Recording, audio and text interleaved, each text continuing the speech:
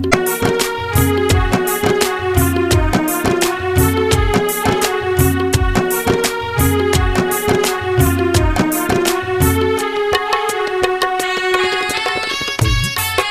हमाया प्रीत के छाँ है वो कंचनपुर मुर्गा है वो। जी हमाया प्रीत के छाँ है वो कंचनपुर मुर्गा है। सुरतल झन भोला बेरानी मुरसन में मुरना है वो। सुरतल झन भोला बेरानी मुरसन में आशिक मुरना है वो।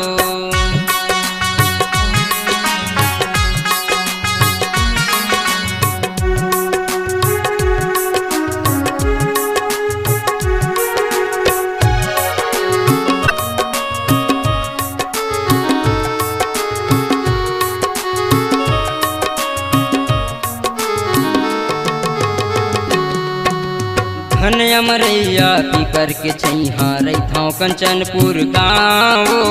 घन अमरैया पीपर के छैहा रैथाओ कंचनपुर गाँव। किराना दुकान में पूछ ले बेरानी लेवत आबे मोर नाव। ईश्वर दुकान में पूछ ले बेरानी लेवत आबे मोर नाव। जी हमाया प्रीत के छाँ है वो कंचनपुर मुर्गा है वो। जी हमाया प्रीत के छाँ है वो कंचनपुर मुर्गा है वो। सुरतल झन भोला बेरानी मोर सनम आशिक मोर ना है वो।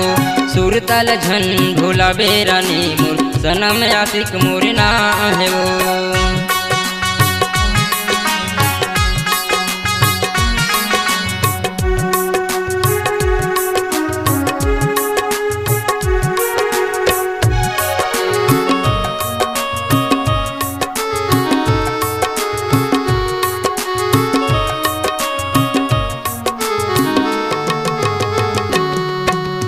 चिरंजीपुर के तीर मरानी हवै कंचनपुर गाँव।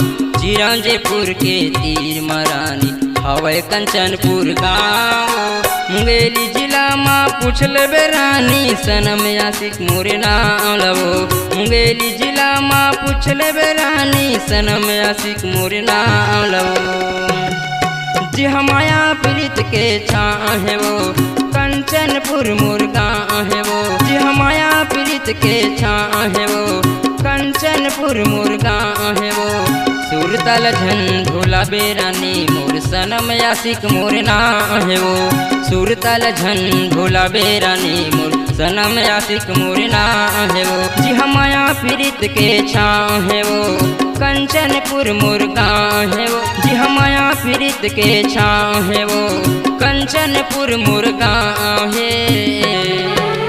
सुरतल झन भोला बेरानी मोर सनम आशिक मोर ना है वो। सुरतल झन भोला बेरानी मोर सनम आशिक मोर ना है वो। सुरतल झन भोला बेरानी मोर सनम आशिक मोर ना है वो। सुरतल झन भोला बेरानी मोर सनम आशिक मोर ना है वो। नवा नवा छत्तीसगढ़ी गाना सुने और देखे पर हमार YouTube channel Bharadwaj film production ला सब्सक्राइब करो।